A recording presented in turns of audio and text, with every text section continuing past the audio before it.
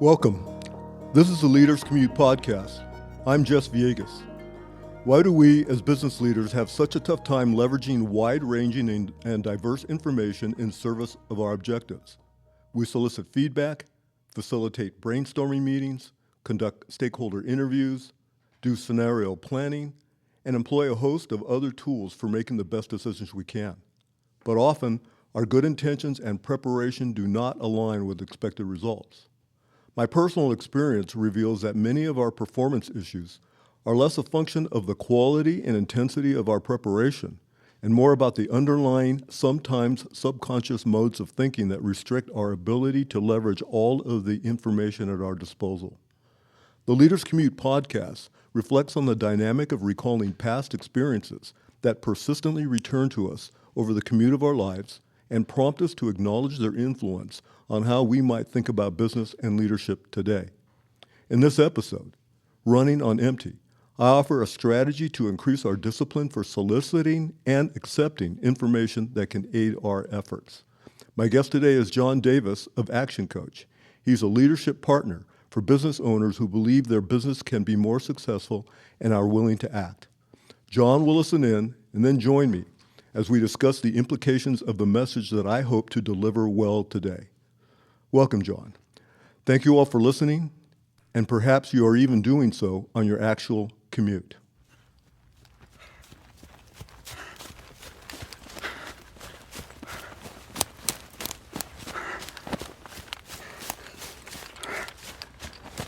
I am definitely not a runner. I'm barely a jogger. Mostly I'm a stomper, who for most of my life has been an imperfect expression of mass, awkwardly plodding step by step to escape the pull of the earth in increments of 15 miles per week.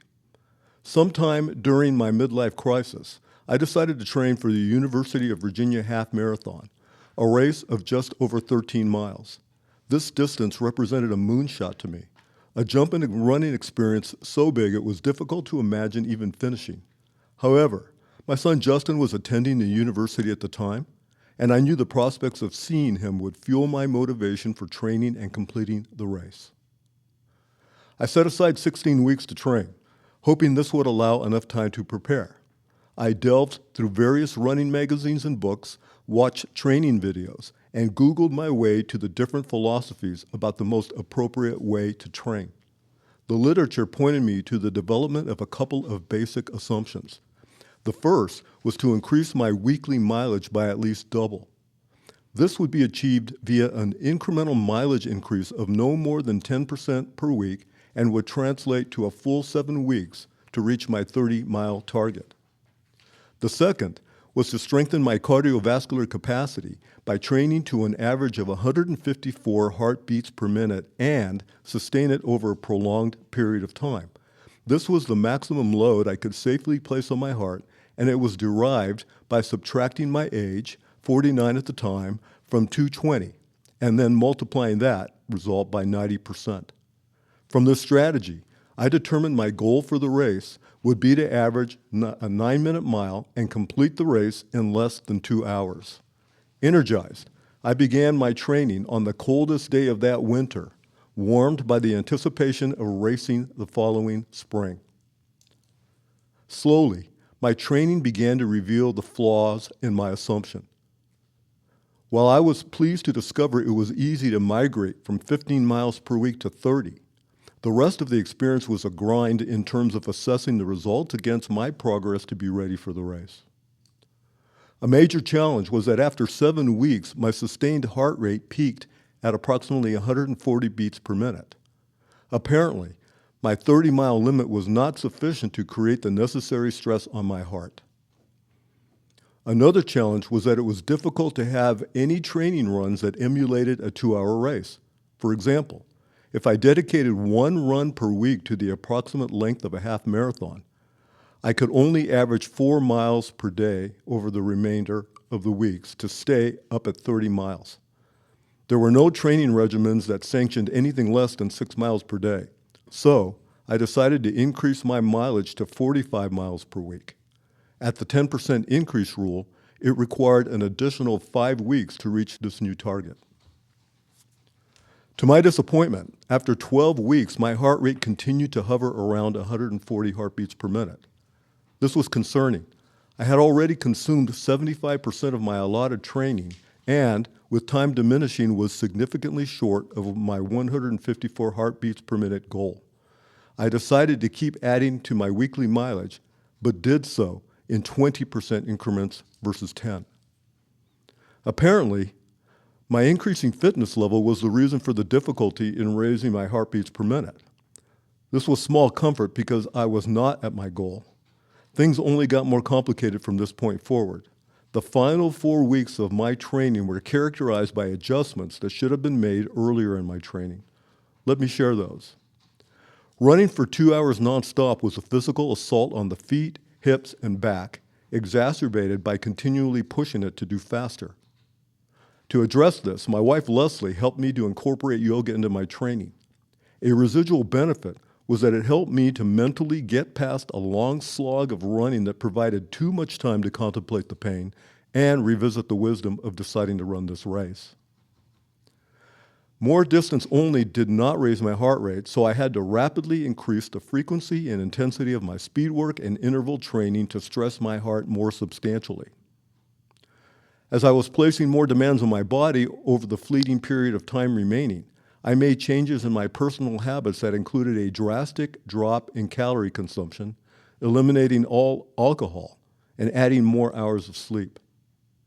At the end of my training, I was finally able to reach my target heart rate of 154, but I was existing in a strange paradox.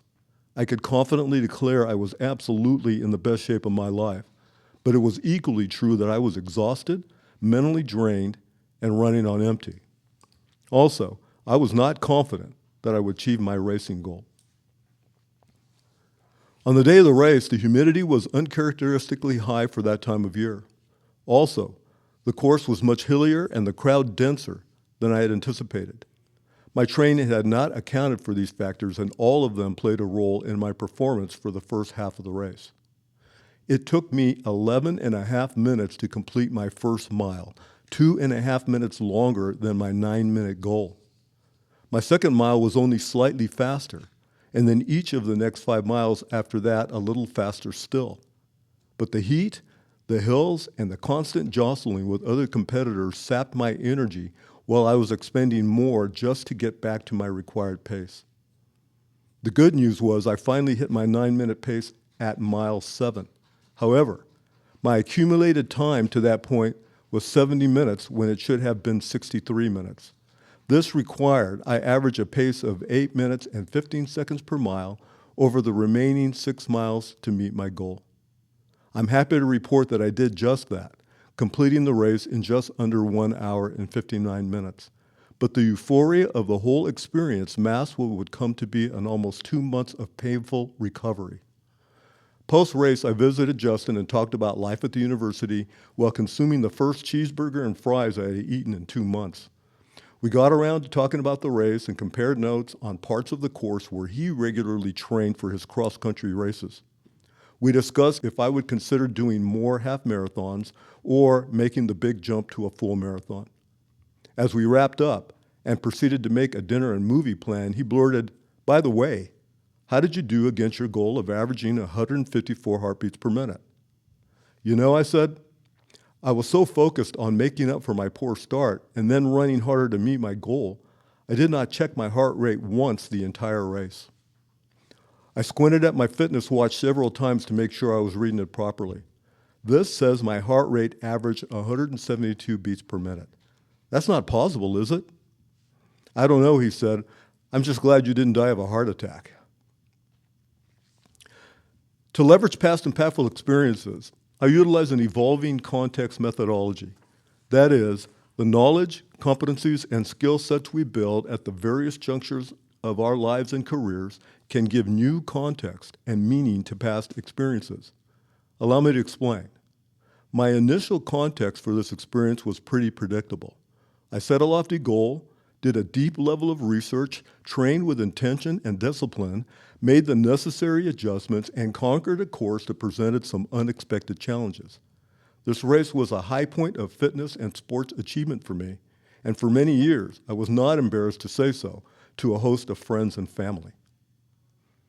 As I became further removed from the romanticized aspects of the race, particularly at my blasting across the finish line having run 8:15 miles for the last 6 miles of the race, I gained some objectivity about the experience. I presumed that my prolonged and painful recovery was directly tied to having run at a pace that was not institutionalized in my training. As a casual jogger, one who was never going to win an Olympic medal or earn his living as a racer, the objective should not have been only to complete the race in under 2 hours, but to do so without any significant trauma to my body. In this respect, I had much quiet regret about the outcome and on what might have done differently with this more complete objective in mind. Over time, I have applied more substantive context to this experience. Recall my training assumptions were grounded in a couple of simple, if not easy to do, accomplishments. Double my weekly miles and strengthen my heart rate. By the time of the race, I was running almost 50 miles per week, 20 more than I had planned. My actual heart rate operated at 172 beats per minute, a full 18 beats higher than I had trained to. This suggests that both of my initial assumptions were incorrect. I ran the race in under 2 hours, but it had to be subsidized by running as hard and as fast as I possibly could, well outside of what my body was prepared to do. Testament to this was my prolonged recovery. So, if I did the research, put in the training, made the adjustments, and achieved my under 2 hour goal, why is it necessary to reflect on what went wrong? Very simply, it's because I know in my heart I could have had a better result. Not one based only on speed, but on a faster and less painful recovery. I now look back on the experience as one of missed opportunities. As a business performance consultant, I've held several roles as a W-2 and fractional executive.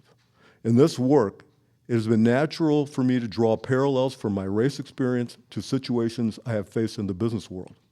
As a result, I have evolved a methodology that facilitates a rise in awareness about what impedes our progress when executing business initiatives. Awareness is key because those impediments can operate below our immediate level of consciousness. Keeping with the commute theme, I refer to them as the 7 caution signs. Those are as follows. We can become validation-driven, which is an inordinate preoccupation with how we look in a system versus how we can improve it. The fact is, I got it in my head that a retelling of a 2-hour finish would elevate my standing with my friends and family. This is because I was not a natural or gifted athlete. Therefore, I put too much stock in what the victory looked like versus what it would take to achieve it. Number 2, we operate in an inauthentic manner. My definition of inauthentic is an aversion to intense self-reflection regarding our personal strengths and weaknesses. More diligence on my part would have resulted in better approaches to training time, methods, and adjustments. Number 3, we compartmentalize information, which prompts us to rationalize our preferred sets of beliefs by marginalizing those that do not work well within our worldview. For example, I should not have been surprised when the difficulty in increasing my heart rate was tied to my improving fitness level. I chose to focus on the increased miles and the cardiovascular strength, but I failed to respect the several other metrics that should have carried weight in my training regimen. If I had had better connected the dots and employed a little common sense and a calculator, I would have seen quickly that 30 miles per week would never be sufficient for training for a half marathon. Number 4, we tolerate mediocrity. I define mediocrity as an acceptance of a performance or a result that is less than what we know is possible. In this respect, no matter how much work we put in or how many miles we run, knowing we could have done better creates a drag on achievement. Number 5, we militarize our environment, which means we wall off information and innovation by stiffening our positions, building territories, rationalizing mistakes, and creating defenses to make sure that all the data we receive comports well with what we want to believe. Number 6, we worship shortcuts. We treat speed as our default paradigm and fail to recognize the most sustainable solutions result from an intentional and disciplined application of our skill set and time. In other words, our time investment does not match our desired result. And then finally, we are inattentive, which means we do not allow the past to help us leverage the requirement of the present. My past took the form of influencers that had strong opinions about my decision to run the race. Let me tell you about them. One kept imploring me to consider my advanced age for an effort of this magnitude. Another insisted that I drop at least 10% body weight before I embark on a demanding training regimen. In my case, that was not a small amount. A third suggested that a 9-minute mile might be too aggressive given my actual running history. And the last reminded me that I had a family to support, a very demanding travel schedule, and work responsibilities that needed to take precedence in my life. 4 formidable and pervasive voices. 4 reasonable inputs on managing the task. And all 4 voices existed in my head, fighting with my ego. Unfortunately, it was a battle my ego won as I devolved into a "I'll show you" mindset. One last thing. At the start of the podcast, I noted that the jump in running experience represented a moonshot to me. While I completed the race in my targeted time, the required effort took its toll. By the end of the race, I can say that I had emptied out all I had to give. But if I had been better prepared, I would have been able to give more. Mizuta Masahide, a 17th century Japanese poet and samurai, said, "My barn having burned down, I now have a better view of the moon."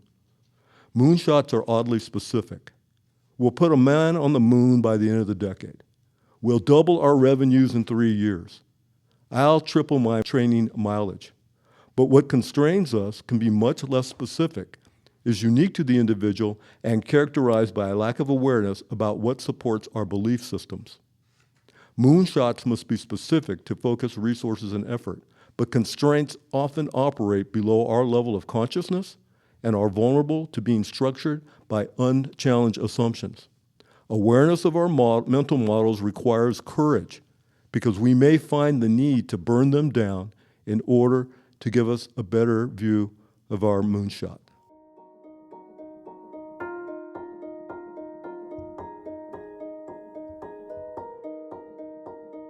All right, I'd like to bring John Davis back in. As I said earlier, John is with Action Coach, and I thought that this particular podcast would really be good for he and I to talk. He's a colleague and a friend, and I imagine that as a business coach, he comes across a lot of situations where individuals have a difficult time absorbing information and maybe maintaining the types of things they need to run their businesses effectively. So, John, I guess let me just, first of all, welcome. And let me just start out by saying that I have found with many businesses, whether they're large or small businesses, they all sort of run into the same thing. What are the right things to be thinking about? You know, there's 30 important things, but what are the 5 things that are most important? And what are the 2 things that are going to tear things down if they don't get addressed? So anyway, I'd just love to hear your perspective on this. Please comment on anything that resonated with you in this story, and look forward to our conversation. All right. Thanks, Jess. Thank you for having me. Your stories always trigger a series of thoughts. I have many, many different observations from this. Kind of for me, starting in the beginning, and not surprising, knowing you, Jess, some of the thoughts about your thinking and how your thinking drove your process, right? Because our thinking it kind of drives who we are, right? And I think some people aren't even aware of that, and they don't leverage their thinking into what they're doing, and they're not willing to change their thoughts. You're very introspective, so that's not a stretch for you, and probably not a surprise to anybody listening to this. So I really like that, how you reflect on what you've done. I think a lot of business owners, from a business standpoint, business leaders, people struggle with that piece.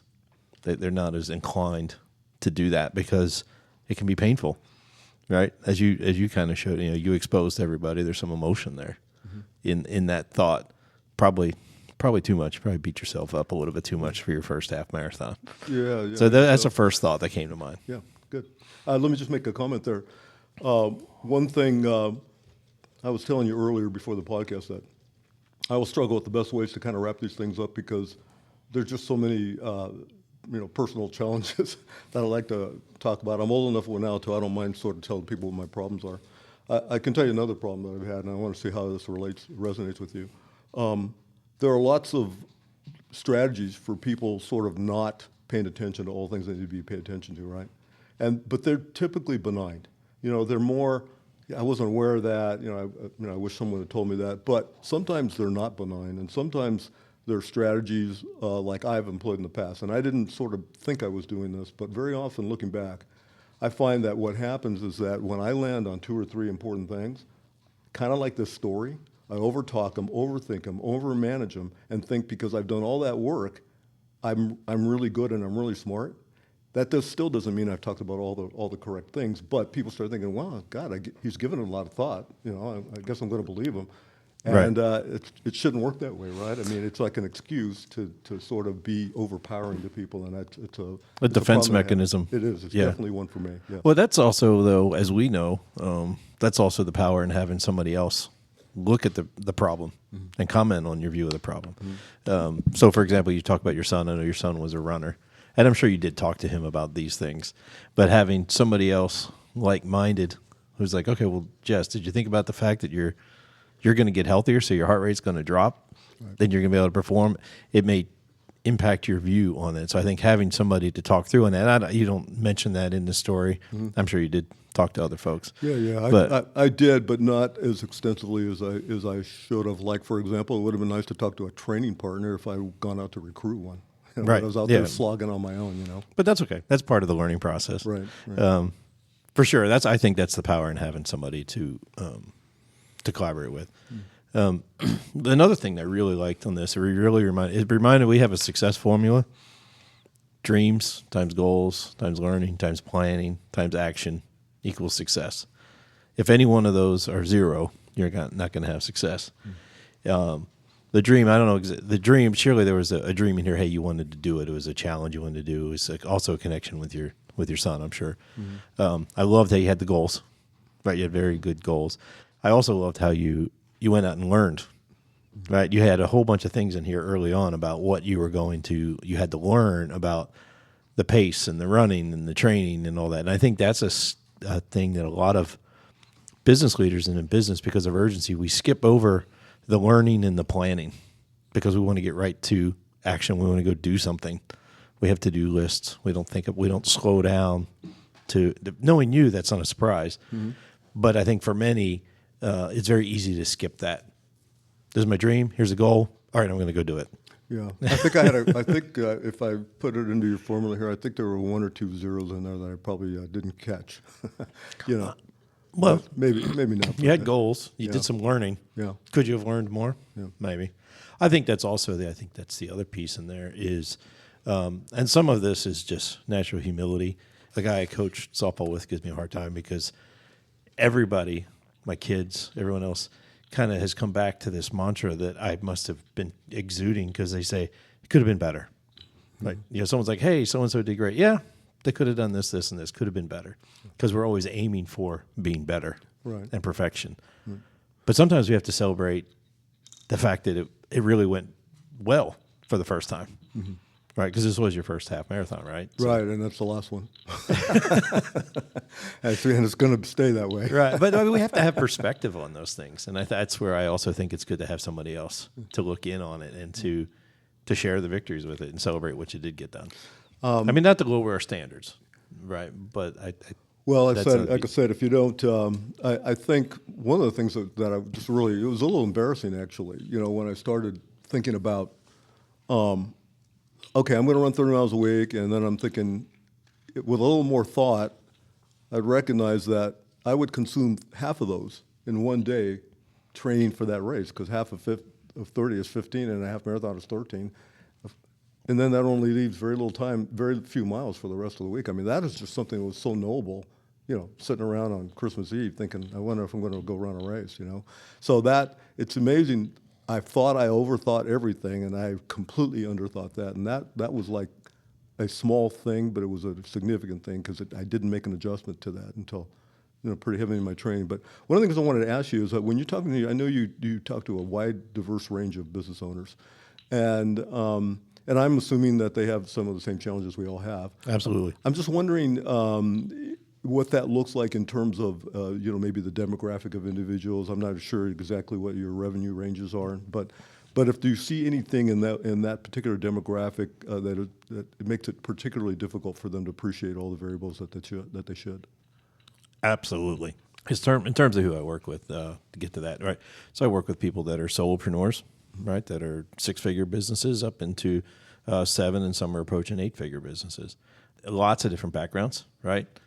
People with high school educations all the way up to legal degrees and masters, right? It's doctorate degrees, right? And it's interesting because even despite all those education backgrounds, we have different personalities and behaviors. Mm-hmm. I use a lot with DISC behavioral styles. I'm sure you're familiar with that. And that I find that is a big indicator of where the gaps are. Mm-hmm. If someone's very using DISC, and this is a shortcut, but if you're a high D, high I, more of an extrovert, go get things done, it's the slowing down and analyzing. Some people are so into process and S&C, process and analytical, that they never get anything done. Mm-hmm. So I see a wide range of that, and to me, a lot of times it's their DISC style that is a big indicator as to where their gap's going to be. Mm-hmm. So for sure that, and I see that in here, and even knowing you a little bit, right? You've got a lot of driven. You want to get goals done, but you're also very analytical. I have some familiarity with DISC and with the Myers-Briggs right. stuff, and I find it all interesting. I think it's easy to sort of look at one of those things and say, it's just an evaluation. What does it mean? And then you go to another one, and they all start pointing you to the same thing. You all start to realize that. One thing that because I do recognize that I'm sort of very analytical and wish I was a little more creative and maybe a little less analytical, so I could apply a more qualitative flavor to my thought process, mm-hmm. and not all quantitative. So I've been working on that. But one thing that I did find helpful with, and I think it was DISC that we did this for, at this one particular organization that I was managing, I saw where I was impeding the team and helping the team, right? Doing both. I was needed to do what I was doing, maybe not exactly the way I was doing it, but so were the other 7 people on that executive team. And a lot of times we can be constrained not just by what we know or don't know, but it's by how others around us work and how we manage them. And with small business owners, I don't know. I mean, are you typically talking to people that have a good-sized management team, or are they essentially having to operate like I was, kind of in my own head? No, I think it's more their own head. I think a lot of business owners do struggle to get to that team, mm-hmm. right? The people that I work with, a lot of times they get up to about 3 levels in the organization: owner, leader, and then the doers, right? Mm-hmm. So it's just usually around 20 people, because that's a different level of management when you get past 3 levels, because mm-hmm. now you're communicating. When you have 3 levels, let's say it's 20, 25 people, it's still possible to have some relationship and some connection with everybody. You can't command and control all the lowest levels, but you can pass through, your communication can pass through one layer fairly consistently, mm-hmm. if you're strong. But then when you get to the 4th and the 5th layer, now you have to communicate to people to get them to re-communicate your message out, mm-hmm. and your goals. So a lot of the folks I'm with are struggling in that 2 and 3 levels. I don't know if that exactly answers your question, but now your organizations, I think, are usually a little larger. Well, typically it's they've kind of ranged. I'd like to tell people that the sweet spot primarily is kind of 15 to 75 million. Right. And so it's a little larger. They've conquered that probably. A little larger, but you'd be surprised even like at 60 and 75 million. It's a nice revenue range, but there's still things missing. There's lots of blind spots. Yeah, sure. There's a lot of blind spots, and then of course businesses of that size still don't necessarily have a tremendous budget for trying to pay guys like you and I to come exactly and help them, which is unfortunate. Well, and that can also be a barrier. Well, I got this big, so I already know everything. That's right. That's right. Exactly right. But I think we do have blind spots. That's why we need other people to look at it. And then I think that was one of your original questions. Is I think sometimes our blind spots are based on what we think we know, mm-hmm. what's easy to measure. You talk about metrics. Mm-hmm. Right, it was very easy for you to measure the heart rate per minute, the beats per minute, because you had a device that gave you that. But that doesn't mean it was the most important metric. Right, exactly right. It wasn't in my case. And sometimes that's better than having a metric or something you can measure and get the data on is better than nothing. Yeah. But sometimes we get dependent on one. And then to your point, and I think it came up in here, is the balance of the goals. Right. Well, and I related this. I've related this story quite often to the management teams I work with, and I will say that that when I would tell the story, it seemed like some new angle would come out of it because it just kind of depended on who I was telling the story to. But one of the things I was able to communicate, which seemed to hit well with this team at this moment in time, and maybe I was just better at doing it at the time, but I'm saying, listen, the implications of my heart not exploding at 172 beats per minute meant that I could have been training at 172 beats per minute, but my body did not have the capacity to keep up with my cardiovascular strength. And so that's where the lost opportunity was. And we're too likely to go to the success there, which says, wow, I didn't die at 172 beats per minute. But that's like saying, wow, maybe I could have sold another 20%, or maybe we could have had another 30% efficiency. But you don't know that because you're reveling in what feels like a success. Right. And it is a success. Yes, everything's a success if you can reach a goal.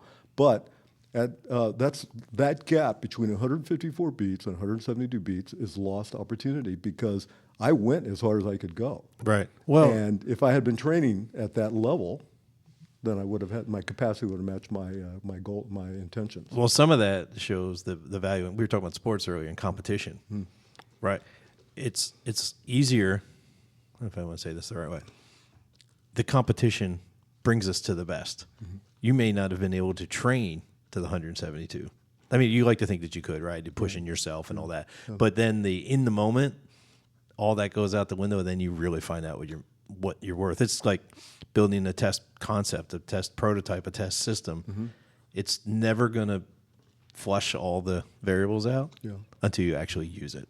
I guess that's until you put it into use. That's the value of the 20/20 hindsight. You know, 20 years later, you can record a podcast and figure out what you did wrong. It's the value in doing the reflection too, right? Right. I think the other thing you triggered in here, I'm not exactly sure how you'll see how it relates, is we find a lot of people, they overestimate what they can get done in a year, but they underestimate what they can get done in 10 years.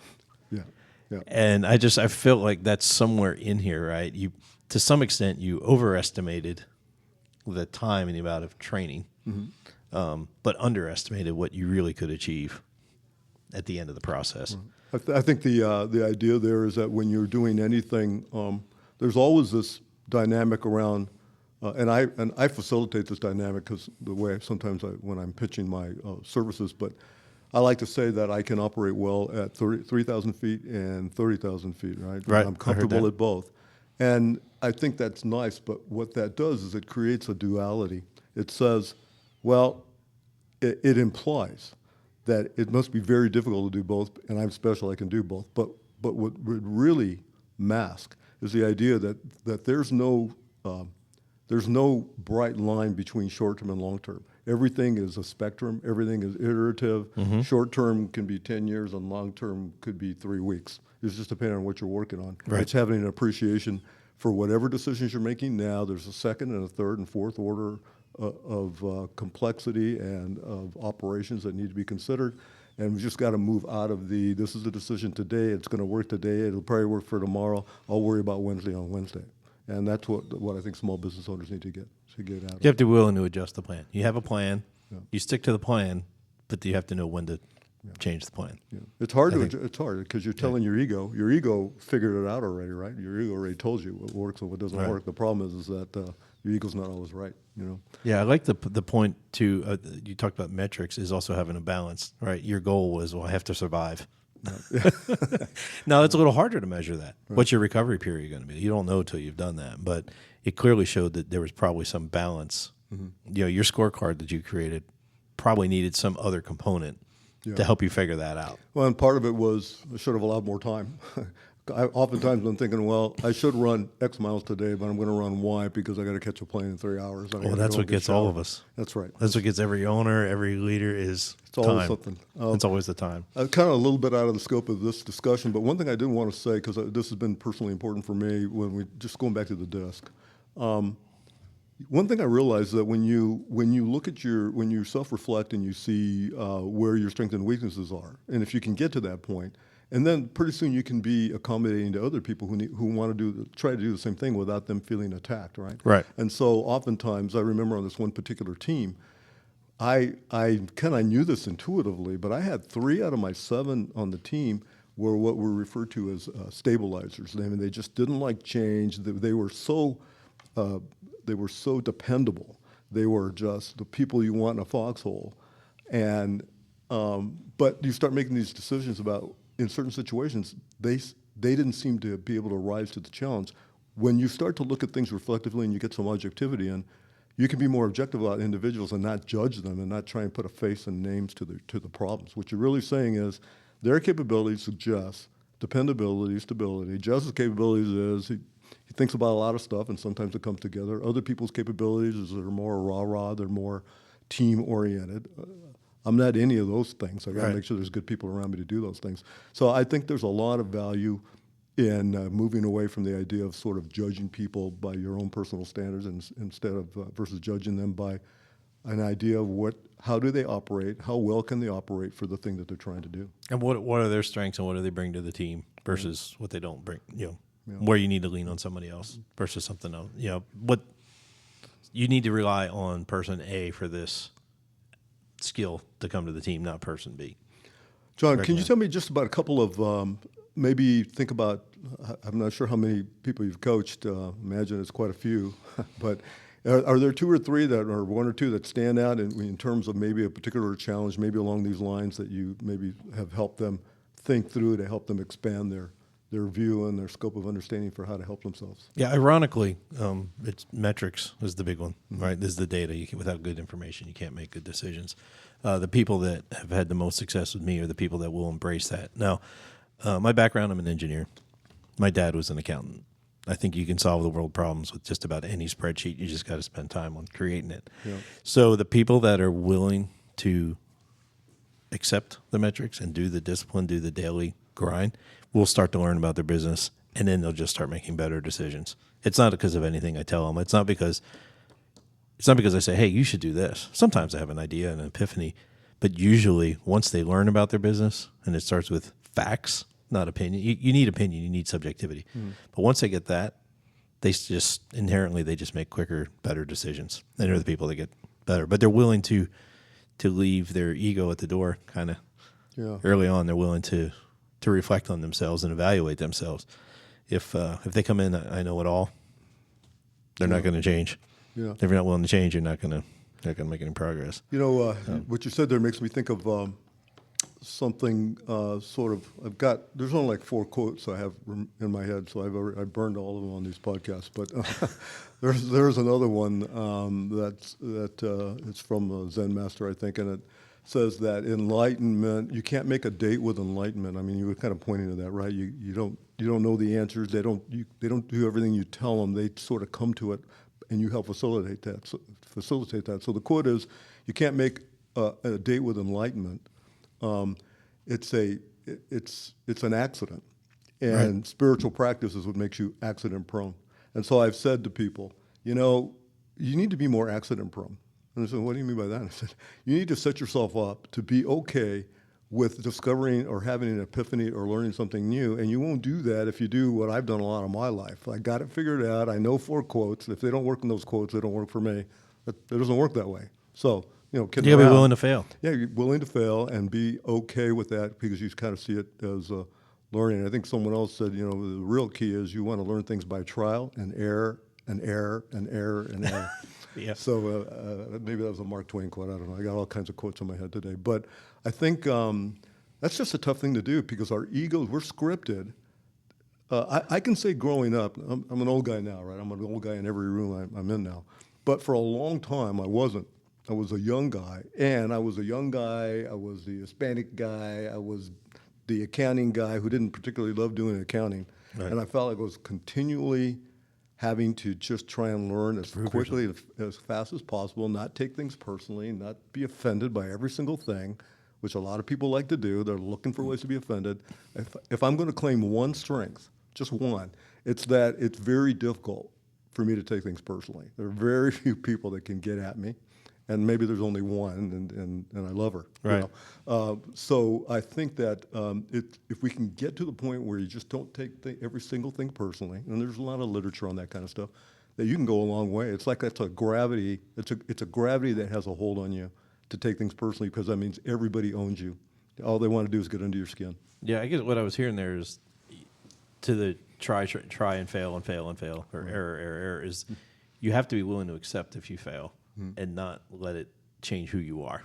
Yes. Right. I mean, I coach softball, right? It's just like baseball. You fail more than you succeed.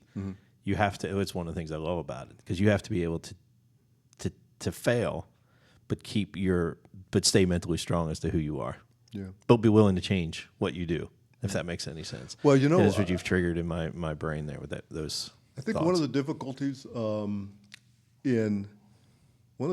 I find, and this happens, maybe there's no way to avoid this, but you take a wonderful sentiment like, be willing to fail, try and treat people right. All these things that are wonderful applications of human beings treating other human beings, but then people get a hold of them and then start to trivialize them. Then they start to turn them into something it's too light and too airy to feel like anything other than I'm trying to preach to you. I mean, sometimes there's just some very fundamental, basic things that say you don't need to put a name and a face to every problem. Sometimes problems emanate from the way the system is, and sometimes your work is to work with the system, not to eradicate the individual. And Right. I think that's an important lesson. Yeah, I think too. You have the one thing I'm learning right now is trusting your instincts.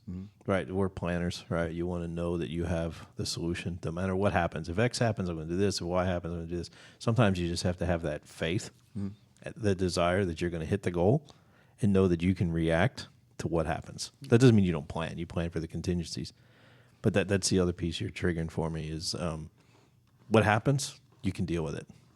Right, whatever it is, whatever you've done to this date is going to prepare you to react to what the circumstances, positive or negative. All right, John. Well, listen, I've appreciated your time today. Before we get away here, though, I want to kind of hear you talk to me a little bit more about the Action Coach philosophy. You were nice enough to familiarize me with this information last year, and it's stuff that I refer to often, and I just think it's a good mission, and I think it's a really good opportunity to kind of let you talk more about it. And then maybe you can tell us a little bit about how people kind of reach out to you if they'd like. Certainly. Yeah, and I could go for a while. I do multiple hour seminars. I'll crunch it in a few minutes. So just a little bit about me. As I mentioned, I was an engineer. So my background is corporate, right? I was the Fortune 100, Fortune 200 companies. And I ran the engineering and marketing departments I didn't run them for 30 years, but the last 10 years. And in 2020, I opted to leave based upon the number of people we were laying off.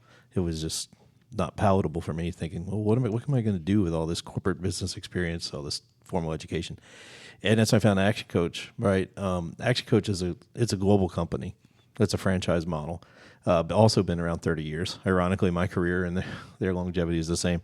And they had a system. They had a set of tools and processes that I embraced that I could apply, right? So when I work with my clients, they can be in any industry, any field, but they have some standard principles that I can apply, right? So I'm applying my knowledge and their tools.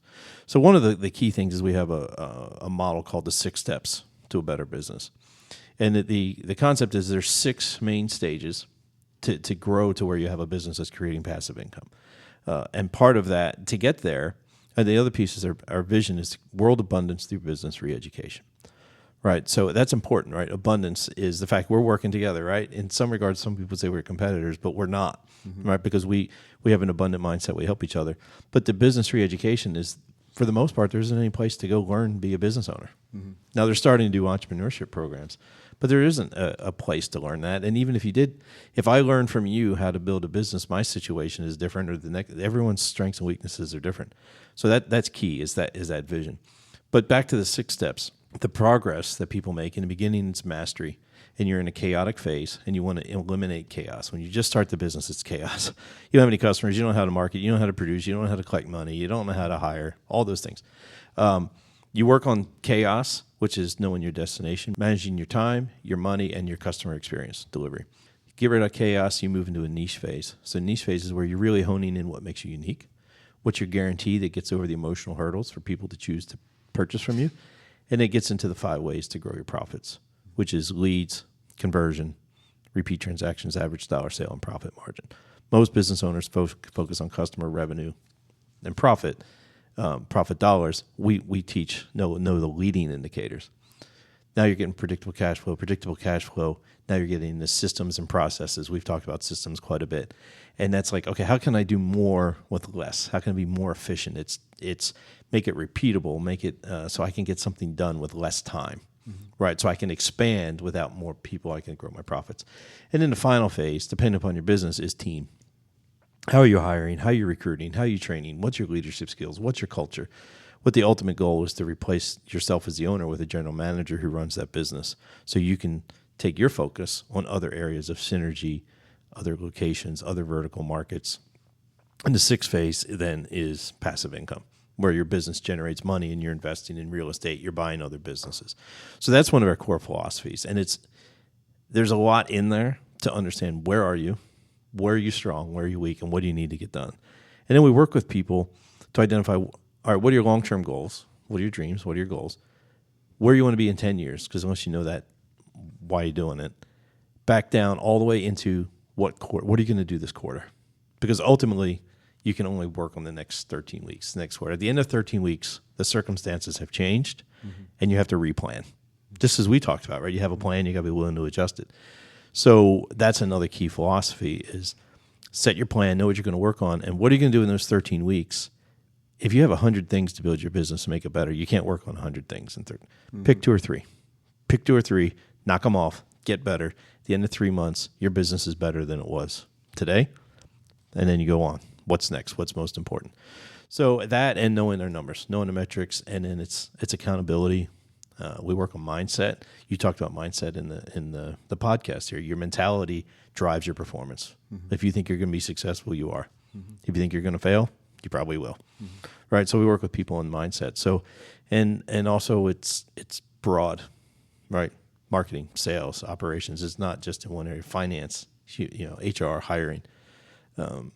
So we work on the broad spectrum, and I like to see myself, I tend to see myself as I'm kind of that partner for the business owner that is invested in their success, but I'm not the spouse that carries the same fears or concerns or motivations or hangups. I'm not the employee who maybe has other agendas. I'm just there for the business owner to talk through some things. Part counselor, part advisor, part accountant, part strategist. So I'll leave it there. I could go on, but that's a high level. So you're trying to help them, as I said before, you want them to help them be accident prone, come to realizations on through the facilitation of helping them see the more broad strokes in terms of how to run their businesses. Help them learn through actions, through trial and error, but also be there to make sure that they don't run off the cliff. Yeah. Which happens, you can't let that happen either. You reminded me of sort of what was powerful about the message the first time we talked about it. I mean, there were many things that sort of really resonated with me, but I think there are some very powerful words that almost can change your thought just by hearing the word, right? And so I'll say what that is in a second, but one of the big epiphanies I had is I have a mother-in-law who has some health challenges, and so my wife's had to be a considerable caregiver. But I never really looked at her as a caregiver. I mean, I knew intellectually she was, but what I really thought was she loves her mom, she's taking care of her, I don't need to be a pain in the butt. I need to be helpful. And then one day she says to me, Jess, I'm a caregiver. And in that moment I thought, she's a caregiver. There's a human being on the other side of that. And my wife is a human being, I care about her, I need to be better. One word changed almost 40 years of thinking about that, about how I thought about that relationship. I think that word in your work is abundance. And it's a bunch. Sometimes that word can be abused. It can be sort of, Cliche. adopted and a cliche. This is the thing. Absolutely. I hate it. We just trivialize the most important things, and I hate it. But I love that about your mission, and it's one of the reasons I like interacting with you. So, Thank you. we got a lot more that we can talk about. Yep. We're going to see if we can figure out how to get you involved again in the future. But I want to thank Appreciate you very it. much. I really enjoyed having you here, and I'm very appreciative of your time. Absolutely. And of your background. All right. Well, listen. Thanks Glad to be here. Thanks much, John. Allow me to share the Acuity value proposition. We demystify the challenge of translating talent and resources into exceptional and sustainable organizational performance by surfacing actionable clarity and providing execution expertise in the areas of strategic design, financial management, operational excellence, and leadership development so that leadership can confidently navigate their organizations towards next level performance. If you would like to reach out to me, you can do so at 678-644-9311 or at jess@acuitybusiness.consulting. John, tell people how they can reach you. Yeah, so easiest way, my website's johndavis.actioncoach.com, right? Email johndavis@actioncoach.com, or just give me a call, 817-538-8864. I have no problem giving my number out. I get phone calls all the time. Hey, what do I do about this? Yeah, 3 a.m. Can I it turn wait the till phone- 4? I kind of set it on do not disturb at that point, but yes. But yeah, just reach out and we'll just have a discussion. All right, excellent, very much. Well, thank you Thank you so for much having me. for joining us on the Leaders Commute podcast, which was produced by Business Radio X and brought to you from the Subaru of Gwinnett studio inside the Gas South Convention Center. I'd like to thank our producer, Mike Salmon, and his team for his work on the podcast and the magnificent work they are doing to promote business in Gwinnett County. You can catch a new episode every month here on Business Radio X, or you can find us on iTunes, Spotify, iHeartRadio, or wherever you enjoy your favorite podcast. Until next time, I'm Jess Villegas, and you've been listening to The Leaders Commute on Business Radio X.